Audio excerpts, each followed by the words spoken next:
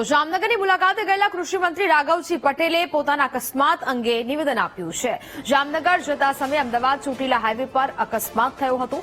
ટ્રકની break ધીમી લાગતા car સાથે ટક્કર થઈ ગઈ હતી। કારના બોનેટ અને લાઇટને નુકસાન થયું હતું। કારમાં સવાર ડ્રાઈવર, કૃષિ મંત્રી અને જિલ્લા પ્રમુખ રમેશ મુમરાનો ચમત્કારિક બચાવ થયો છે।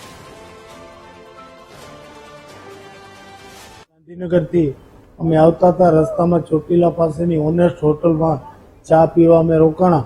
ચા પીધા પછી હું અને જિલ્લા ભાજપ પ્રમુખ રમેશભાઈ મુંગરા અમારે હોટલથી નીકળીને રોડ ઉપર ચડતા હતા, ત્યારે ક્રોસિંગમાં એક ટ્રક જે એની બ્રેક ધીમી લાગવાથી સહેજ અમારી ગાડીને આગલા મોરાને સહેજ ટચ થયો, પણ એક લાઇટ સિવાય અને બોનેટ સિવાય બીજું કોઈ નુકસાન નથી। અમે ગાડીમાં ડ્રાઈવર સહિતના અમે તમામ સંપૂર્ણ સહી સલામત છે। એના માટે હું ભગવાનનો અને અમારી કુળદેવી ખોડિયાર માતાજીનો ખૂબ ખૂબ આભાર માનું છું।